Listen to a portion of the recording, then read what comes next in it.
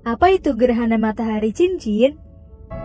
Peristiwa langit ini bisa disaksikan di beberapa negara, termasuk Indonesia. Bahkan Indonesia menjadi tempat terbaik untuk mengamati fenomena ini. Sebenarnya gerhana matahari cincin itu peristiwa apa ya?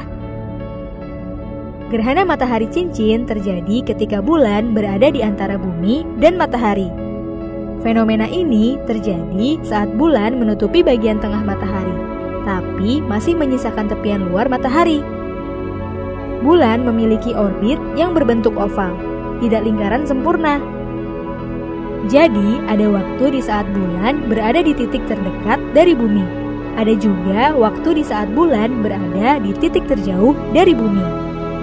Saat gerhana matahari cincin terjadi, bulan berada di titik terjauhnya dengan bumi, sehingga terlihat lebih kecil.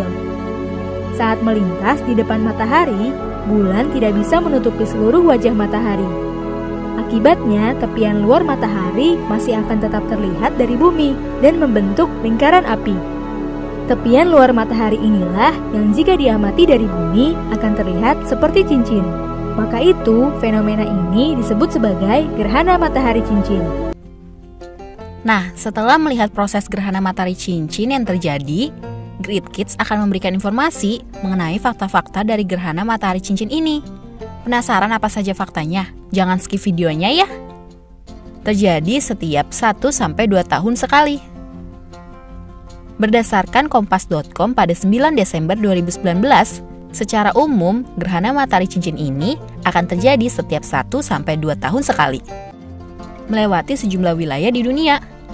Selain di Indonesia, fenomena gerhana matahari cincin ini juga melewati wilayah negara yang lain seperti Arab Saudi, Qatar, Uni Emirat Arab, Oman, India, Sri Lanka, Samudra India, Singapura, Malaysia, dan Samudra Pasifik. Gerhana paling awal dan akhir terjadi di Indonesia. Untuk di Indonesia, fenomena ini akan paling awal terjadi di Sabang, Aceh, yang terjadi sekitar pukul 10:03 waktu Indonesia bagian Barat, dan akan berakhir di Merauke, Papua, pada 14:37 waktu Indonesia Timur.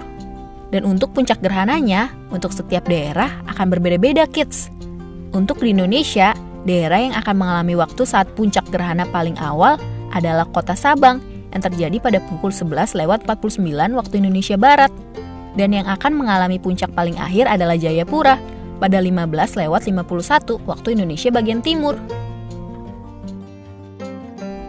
Durasi cincin dan gerhana terlama.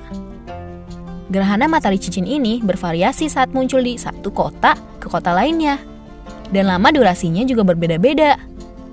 Dan lokasi pusat kota yang akan mengalami gerhana matahari cincin paling lama adalah Selat Panjang, Riau. Durasi di lokasi ini adalah 3 menit lewat 38,9 detik dengan magnitudo gerhana sebesar 0,984.